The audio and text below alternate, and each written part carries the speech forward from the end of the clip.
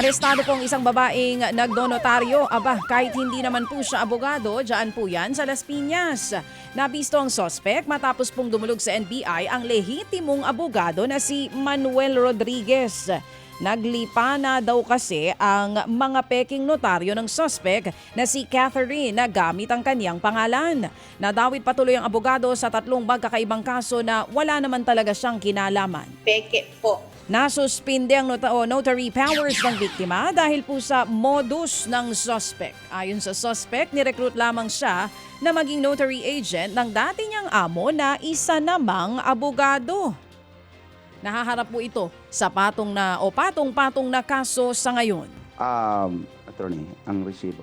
Samantala, kinumpis ka sa mga nagtitinda sa palengke sa Pasay ang 2 tonelada ng umano'y mishandled na mga karne ng manok, baboy at maging baka. Ayon sa National Meat Inspection Services, wala po sa maayos na imbaka ng mga karne. Delikado daw yan dahil maaaring makontamina ang mga ito at hindi na makain pa. Tumanggi nang magbigay ng pahayag ang mga nahulihan ng mishandled na karne. Posible po silang maharap sa paglabag sa Meat Inspection Code of the Philippines. May multa po yan na 200,000 piso sa first offense at tataas kung mauulit pa. Dadalhin ang mga nakumpiskang karne sa pasilidad ng NMIS para sa karagdagang investigasyon at maging disposal. Nahuli po mga kabataang lumabag sa mga ordinansa sa pagsuyod ng mga otoridad sa bagong silang Caloocan kanina.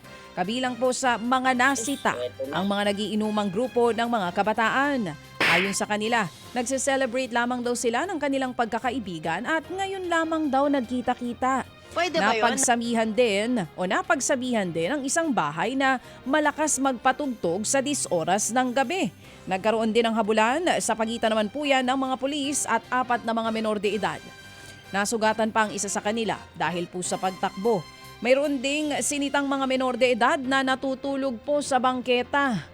Lahat ng nahuli ay na-turn over na po sa barangay at naipatawag na din ang kani-kanilang mga magulang. May you spend the rest of your life in jail. Mga kapatid, para sa iba pang mga balita at impormasyon, sundan niyo po kami sa X, Instagram, Facebook at syempre sa TikTok, True Network PH. Mag-subscribe din po kayo sa aming YouTube channel, True Network. May website din po tayo, truenetwork.ph. At pwede nyo rin po kaming mapanood sa Channel 19 ng aming True FM TV. Lagi pa rin makinig sa radyo dito po sa 105.9 True FM dahil dito, laging po sa'yo, kapatid. Ito tayo sa totoo, tunay at tapat.